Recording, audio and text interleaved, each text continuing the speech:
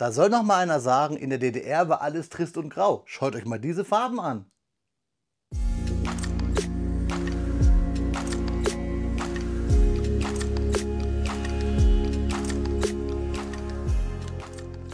Willkommen in der Nortenklötzchenscheune.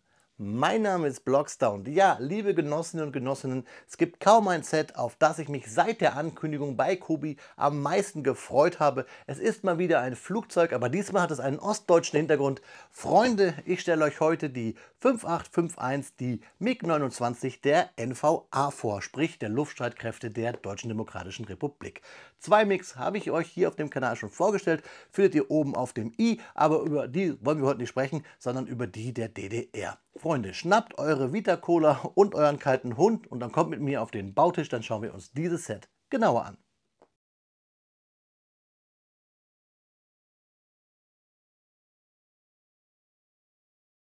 Ja, Freunde, da haben wir das Kobi-Set 5851, die MiG-29 aus East Germany, der GDR, der German Democratic Republic, der DDR, hier auf dem Bautisch. 545 Steinchen im Maßstab 1:48, wie alle modernen Düsenjäger, natürlich aus der Armed Forces. Und ich finde, sie sieht richtig schick aus. Ich mag dieses NVA Luftstreitkräfte-Tarnmuster. Was uns auffällt, ist hier, das Seitenleitwerk sind diesmal Formteile, wird also nicht gebaut. Schauen wir uns die Rückseite an. Fakten bekommt ihr nachher. Ihr habt hier Originalfotos und wir haben hier das Flugzeug noch einmal auf dem schönen Stand hier mit dem Zeichen der NVA. Das ganze Flugzeug wird 35,5 cm lang und 11 cm hoch und hat eine Spannweite von, ich suche es mal gerade, hier 23 cm, da steht es. Aber Freunde, wir wissen ja, die Wahrheit liegt auf dem Platz, deswegen schauen wir uns den Inhalt des Kartons jetzt genauer an.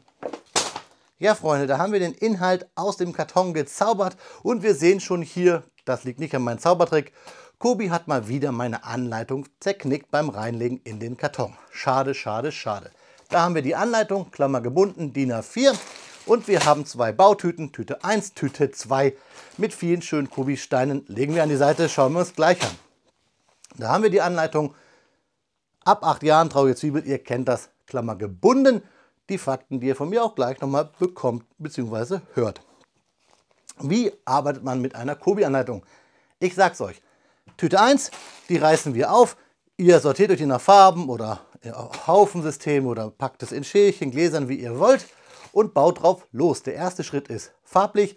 Im zweiten Schritt ist der erste ausgegraut und der zweite ist farblich und so weiter. Es gibt solche kleinen Legenden, da könnt ihr sehen, welchen Slope man hier braucht. Es gibt also hier 4 verschiedene Slopes und man hat Anlegehilfen für Flat Tiles, also für Fliesen.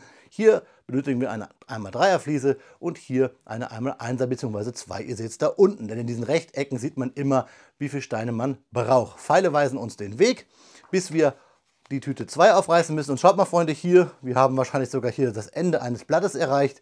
Wir haben hier nämlich so einen Farbcode für die Stanzung. Also richtig lustig. Auch ist irgendwie hier die Seite auf dem Kopf. Also ich habe hier einen Fehldruck. Richtig cool. Haha, das hätte es was wert. Aber Freunde, ich baue es ja eh. Aber es ist lustig. Ich sag ja, Kobi und Fehler bei mir. Irgendwie habe ich immer das Problem. Aber lieber ich habe das Problem als ihr. So, ich wollte eigentlich sagen, wir arbeiten uns vor, bis wir die Tüte 2 aufreißen müssen. Das ist dann hier Bauschritt 45 und wir wissen nun, dass es keine Seitennumerierung gibt, sondern nur Bauschritte. Fertig sind wir dann mit dem Baustep 82, wenn wir den Stand bauen, wo wir unsere MiG draufstellen können. Auf den folgenden Seiten sehen wir dann immer die Teile, die wir verbaut haben. Sollte eins fehlen, könnt ihr es gleich auf dieser Webseite hier monieren. Und worauf ich mich beim Lesen von so Anleitungen immer freue, außer auf so Fehldrucke wie eben gerade, ist die Werbung. Schaut einfach mal oben auf dem i auf der Playlist, dann seht ihr, welches dieser Sets ich alle schon gebaut habe. Ja, Freunde. Ich habe euch gesagt, ich freue mich wirklich hier dieses Stück DDR-Luftfahrtgeschichte zu bauen. Deswegen wünsche ich euch viel Spaß bei den Fakten und mir beim Klemmen.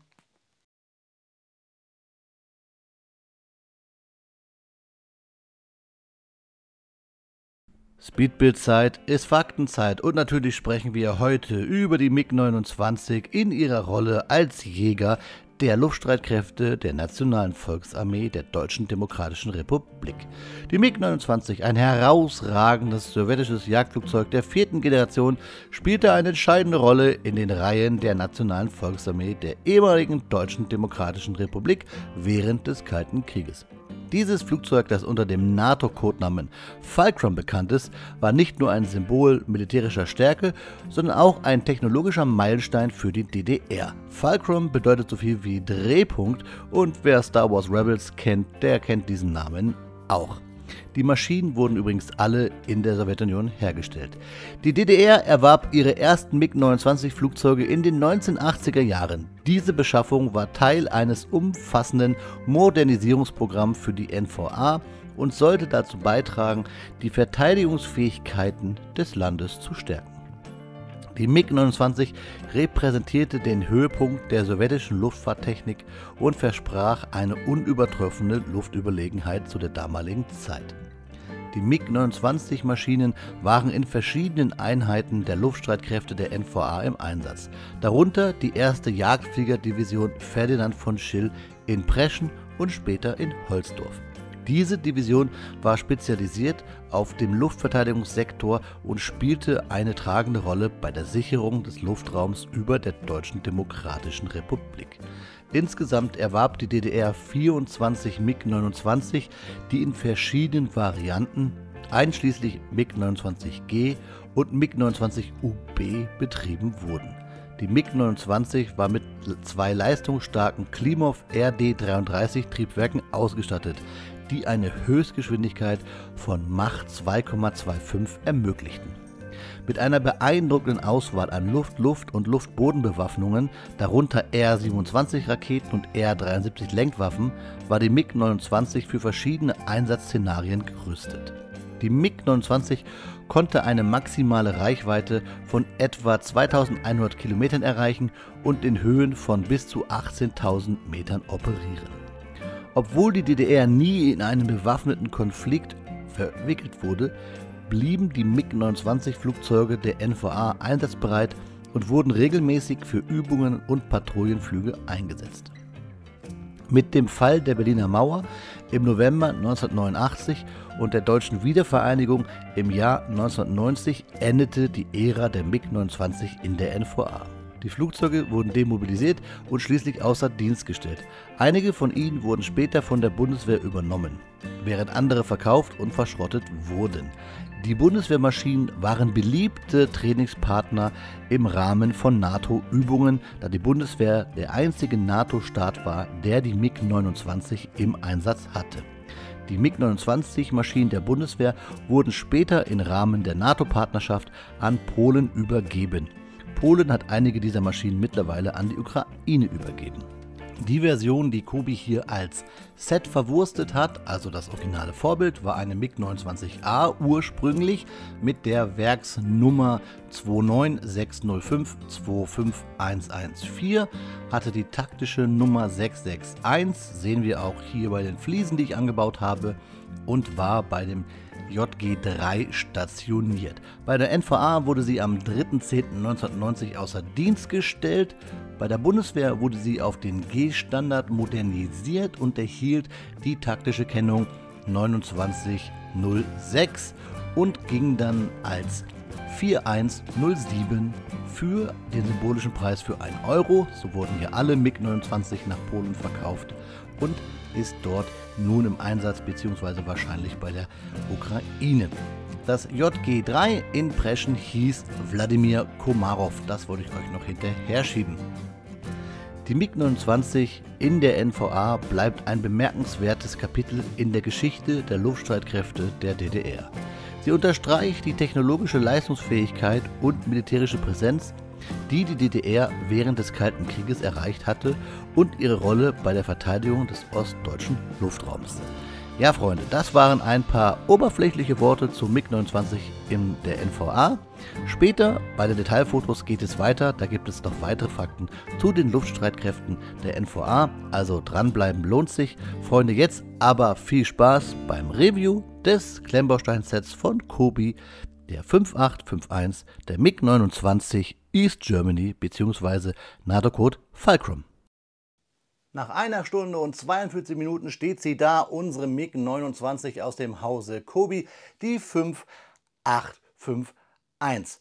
Freunde, ich habe euch mal hier die Ghost of Kiev, die 5833 und hier hinten die 5834, die MiG-29 Falcon der polnischen Luftstreitkräfte dazu gesellt, damit wir mal ein bisschen sehen, wo es Unterschiede gibt. Und wir sehen es eigentlich schon auf den ersten Blick. Wir haben bei beiden Maschinen der älteren Bauart gebautes Seitenleitwerk, während wir hier bedruckte Formteile haben. Freunde, kommen wir aber mal zum Videotitel. Warum habe ich das so genannt? Ja, ihr habt es vielleicht vorhin noch gesehen, dass ich gesagt habe, so cool, die Anleitung, die hat ja hier so einen kleinen Fehler, so einen Fehldruck, den finde ich ganz lustig. Ist mal was anderes. Kobi hat ja immer Überraschungen für mich parat. Aber Freunde, das Problem ist, dass mir natürlich ein Bauschritt gefehlt hat dadurch. Jetzt muss ich es kurz rausblättern. Das hätte ich Profi natürlich auch mal vorbereiten können mit einem Post-it, aber da haben wir es. So, wir haben hier ja einen Fehler in der Anleitung. Wir sehen hier schon, dass wir hier Bauschritte auf dem Kopf haben, aber wir sehen auch hier Baustep 25, hier also irgendwas von 60 und hier sind wir beim Baustep 22. Das heißt, von 22 bis 25 fehlen mir ein paar Bauschritte. Die musste ich mir dann so erarbeiten. Das geht ganz gut, weil später hier auf dem Kopf, so Bauschritt 48 zum Beispiel, kann man so ein bisschen sich dran langhangeln, denn hier diese ganzen 1x3er Jumper, die habe ich alle nur hier aus diesem ausgegrauten, was ich euch immer erzähle, herausfinden müssen.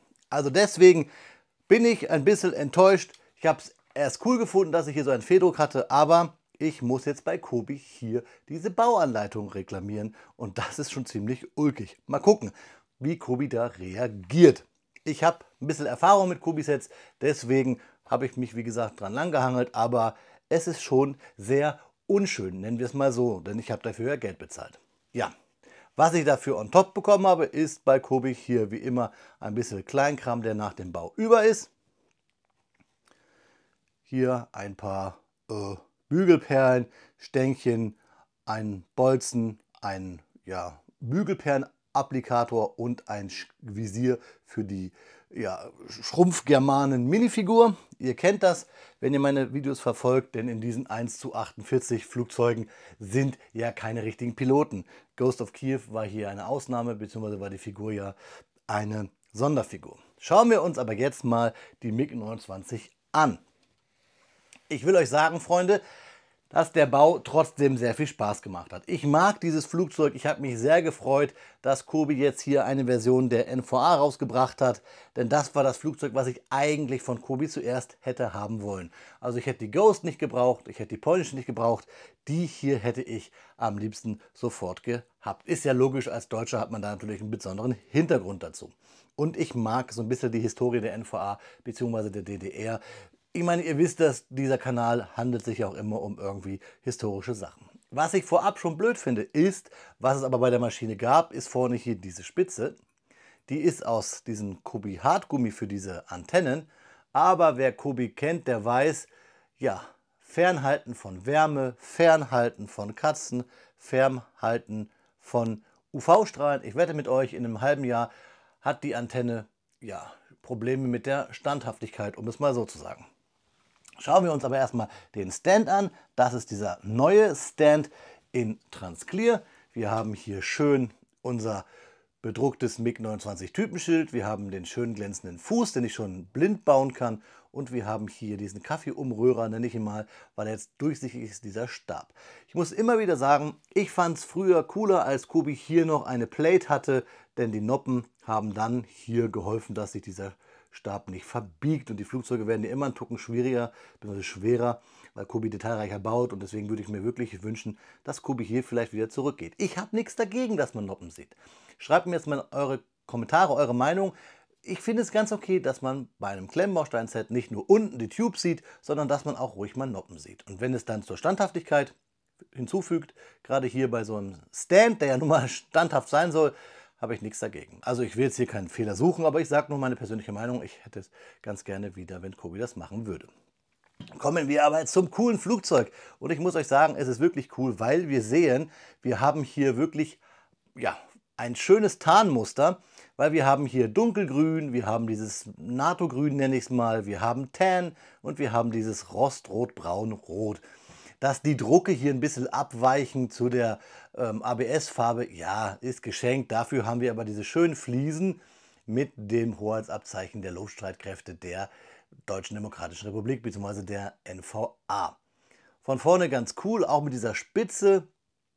Wir haben hier Drucke drauf, ne? Hier nicht drauf treten, da nicht ziehen und so weiter. Und sonst ist dieses Flugzeug eigentlich fast identisch gebaut wie die anderen beiden Mix im Hintergrund. Schön finde ich, dass wir jetzt hier die Triebwerke auch in so einem Metallic haben. Ich finde ja immer, dass diese Triebwerksteine, die ja eigentlich Felgen sind, ein bisschen aussehen wie Kappen von irgendwelchen Tuben. Aber finde ich ganz cool. Ein bisschen schade ist bloß, man kriegt sie nicht ganz drauf. Da ist ein kleiner Gap, ihr seht es. Man kann drücken, wie man will, durch die Bautechnik hier mit diesem Hebel, den man hier auf diese Stäbe drauf drückt, ist das ein bisschen, ja, kriegt man es nicht ganz drauf, bleibt immer so ein kleiner Gap. Schön ist trotzdem natürlich hier das Formteil des Seitenleitwerks, weil wir auch oben, also wir haben es halt vielfarbig bedruckt, oben Silber bzw. hellgrau, dunkelgrau, das Hoheitsabzeichen, das Tarnmuster. Also es kommt schon cool daher, wirkt schlanker, wirkt noch ja, realistischer. Trotzdem habe ich ja euch gesagt, den Bau des Seitenleitwerks fand ich bei den Maschinen im Hintergrund gar nicht so schlimm. Schön auch hier die Technik, ganz einfach mit Hinges gelöst für das Höhenleitwerk. Nur nach oben geht es nicht, das ist ein bisschen schade, bautechnisch bedingt. Was man schön sehen kann, ist, dass dieses Flugzeug eigentlich relativ schmal ist, wenn es mein Finger nicht im Weg wäre. Ihr seht es, es ist eigentlich eine Flunder mit zwei fetten Triebwerken. Richtig nice. Von unten auch schön zugebaut, man sieht kaum Tubes. Ein bisschen Noppen, dass man noch was machen könnte mit der Bewaffnung und diesen Aufnahme für den Stand oder diese Aufnahme.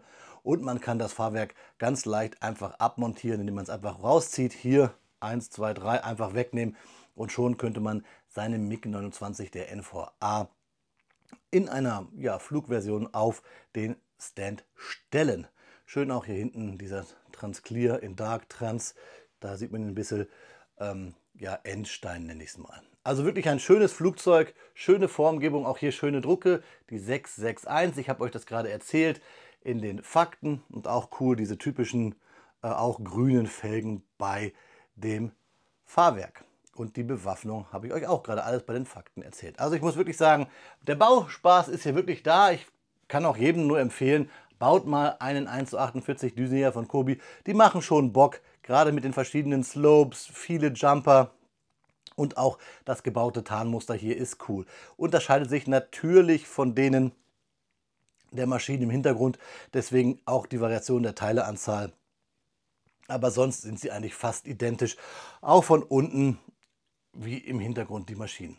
Hier schön bedruckt, auch nochmal Lufteinlässe der Triebwerke. Und dann hier ganz schmal, das was ich meine.